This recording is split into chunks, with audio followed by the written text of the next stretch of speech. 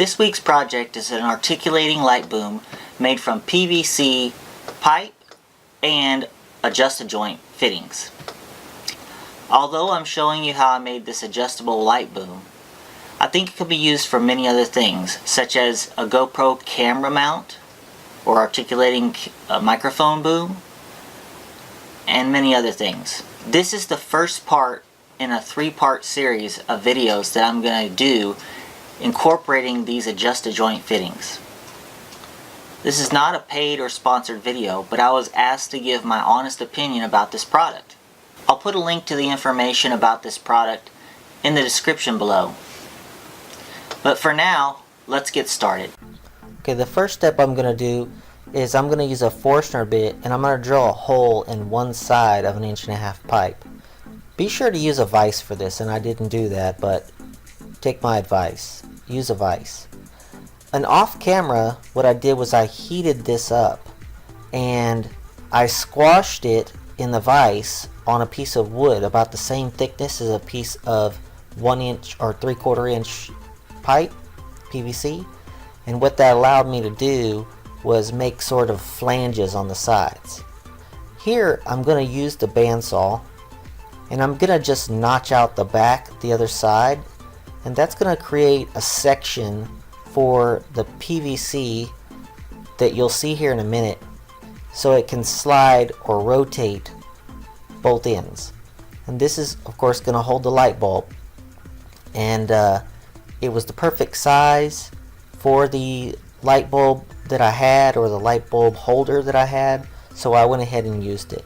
But like I said, off camera I squashed this to match with a heat gun, and so you can do the same thing. And I only drilled a hole on one side. On one side I actually threaded the screw or bolt into the plastic so it acts as a nut. And you don't have to do that, you can put a nut on there if you want. What I did here was I went to the dollar store and I picked up a cord off the shelf, $1, and I'm just going to cut the end off. And here I'm going to run the cord through some links of the PVC on the inside just for aesthetic purposes. It's not required. You could just tie wrap it to the outside if you wanted to, but I thought it would look nicer if I slid it inside. So here I'm just test fitting my lengths and making sure that I can get the wire through and that it's all functional. Later I'm going to come back and sand and paint this. So I'll put some wire connectors on here and everything should be fine after I connect everything up. Here again I'm drilling another hole for the wire to go through on the end. Actually I ended up doing this on 3 ends and not the 4th, and you're going to see again I said I was going to sand it and I had some help. So just taking all the dirt and taking all the little gouges and things off the plastic would make it look a little nicer. So here it is finished, and I just put some chalkboard black flat paint on there. And here is the adjust-a-joint, and these things are really cool. And I'm going to have 3 projects with these adjust-a-joints. And this is a lamp that I'm going to use in my shop for filming video. And what I did was I hung this from a rafter, and I got the elevation just the height enough that I needed so I could just reach up, press the button, and then I could adjust this up or down, and then at the end I could tilt the light bulb any direction I wanted to by just rotating it. Now I didn't need to use any glue with this because I'm using the friction of the pipe inside of the fittings to hold it together, but at the same time allows me enough I'll say resistance to keep it to stay where it goes, or stay where I put it. So anyway, here I'm just going to bolt it back together. Again I said I'm just using a bolt, and on one side I'm threading it straight into the plastic, and that's simple enough to do once you get it started. I'm having a little bit of trouble here getting it all lined up.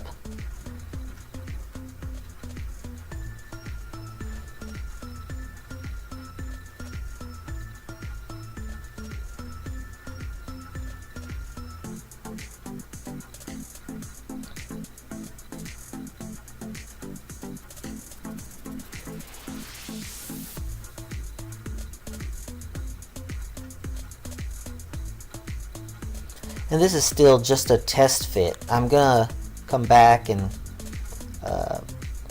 make the wire connections here in just a minute.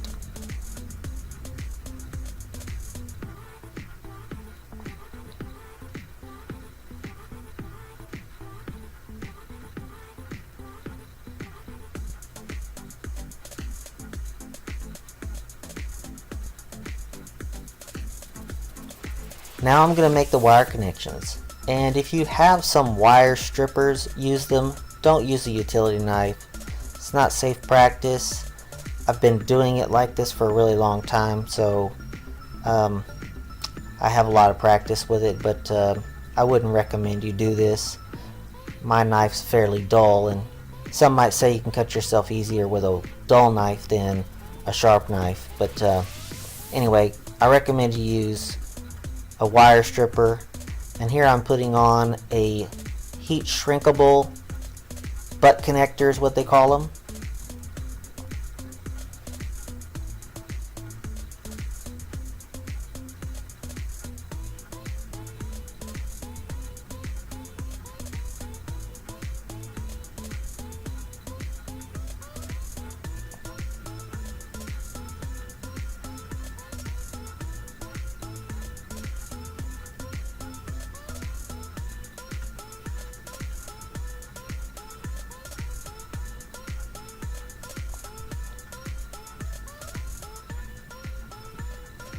Now I can just pull some of the extra cord back into it, and that'll hide it. And again, this lamp holder fits just perfectly in this 1.5-inch pipe, and I just got lucky on that. I was actually originally going to use an adjust-a-joint and then a reducing fitting, or a 1.5 to 3/4. But I just didn't even have the bushing, and it wasn't available on local hardware store. So when I went to go get one, it wasn't there, so I had to be a little bit inventive. So if I had my choice, I probably would have just used an 1.5 to 3/4 bushing and then used that with the adjusted joint. That would have allowed it to lock in a couple different configurations, but I think this works pretty well for what I'm doing.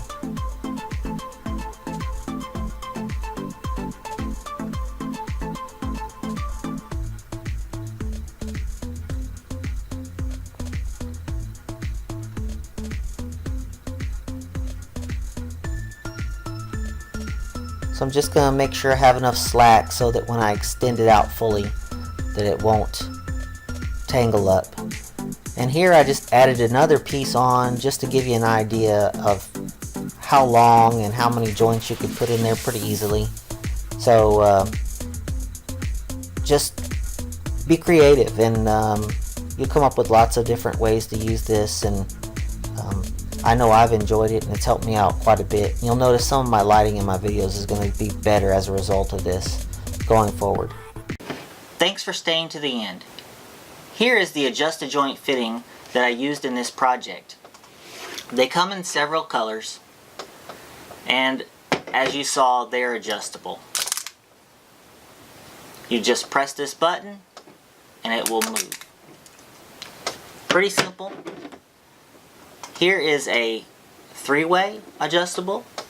Now they only come in left-handed, I believe, or maybe it's right-handed, but basically you can build something, but it's only gonna fold one way.